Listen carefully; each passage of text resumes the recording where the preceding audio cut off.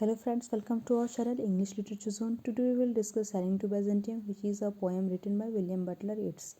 This poem is in the syllabus of BPSC optional paper as English language and literature.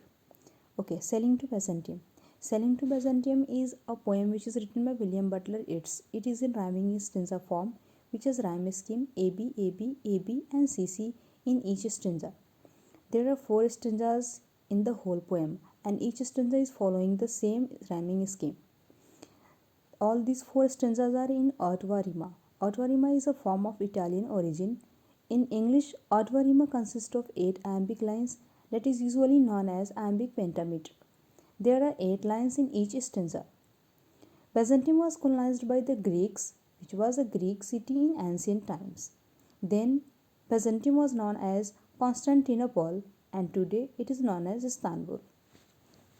Yeats was an Irish poet and a great playwright. He was also the most prominent member of Irish literary revival, which is also known as Celtic revival or Irish literary renaissance. He was the first Irishman to be awarded Nobel Prize in 1923. He also, with Lady Gregory and Edward Martin and some others, he founded the Abbey Theatre, which was also known as the National Theatre of Ireland, and he has written so many great works. Some of his great works are The Winding Stair and the other poems.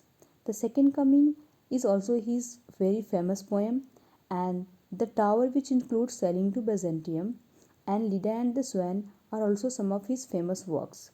He has also written some of the criticism. One of his criticism which is known is Celtic Twilight. He has also written some other criticism like Discoveries. So Yeats describes in his first stanza in this poem that the old age people has no place in his country. He means to say that his own country, it is considered that he is mentioning his own country, that is Ireland.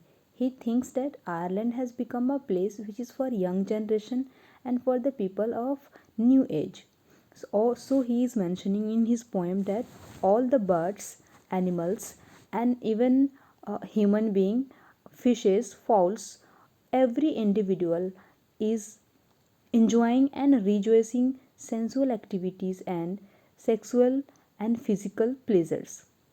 That, according to the poet, is not an intellectual activity, and it is not good for the old people. He is searching for spirituality, so he is thinking and he wants to go to Byzantium, where he feels that he will get a spiritual life. He is mentioning in his poem in the very first stanza that this place is full of physical and sensual life. All the young people, animals, birds, and all the creatures are enjoying the pleasure of love and physical sensuousness. They procreate and then they die. The, the poet then portrays the importance of sensual music to the young people of Ireland. He goes on mentioning that even the waterfalls are crowded with salmon, which are, without thinking of intellectual activities, listen to the sensual music.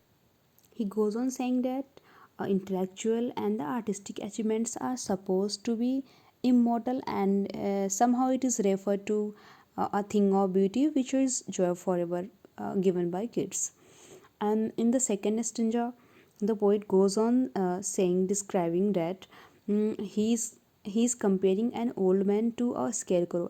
As a old man seems in his tattered clothes, same he is giving a picture in this stanza. In this poem, he is comparing the old man to a scarecrow, and he says that he goes on describing the state of spiritual exaltation, and he goes on saying that if the soul can wax and grow strong with the passage of time, then every step advancing in the dissolution of the body, which latter increases joy, which is possible, and according to the poet only. He also says that this is possible only if the soul can rejoice in its own power and magnificence. So he says that if the soul wants to be strong, the old man has to decide to sail to Byzantium. he must go to Byzantium, which is a holy city for him, where he hopes to find aesthetic and ideal values, which is referred as art for art's sake. In the third stanza, the poet says he makes a request to the sages who are standing in God's holy fire. He wants them to come out of the holy fire and purify his heart by becoming the singing master of his soul. He wants to get rid of sensual desires, and being an old man, he is very near to death, so he wants to be dissolved in eternity, as he is sick of earthly desires and he does not want this. In the last stanza of the poem, the poet is urging for his new incarnation. He hopes that he will be reborn and in new incarnation, but he doesn't want the same bodily form. He wants something new, that is spiritual. So he wants to be a golden mud that is made by Grecian goldsmith, which is for the pleasure of emperor. And so he wants to be a golden mud that will sing forever, and it will be a spiritual song to the spiritual or intellectual audience, and this will be forever. So there will be pleasure for art. So he is saying that he wants to be a golden bird for his new incarnation, and it will be forever, for present, past, and for future.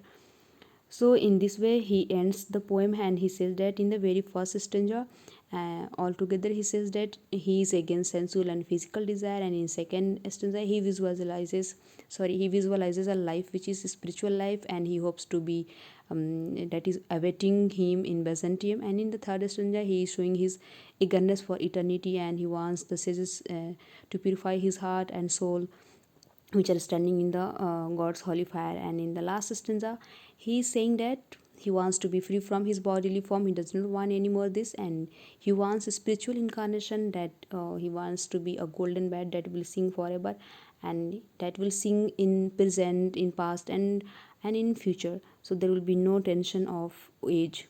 So he wants to be get right. So he wants to get right from this. Okay, please like, share, and subscribe.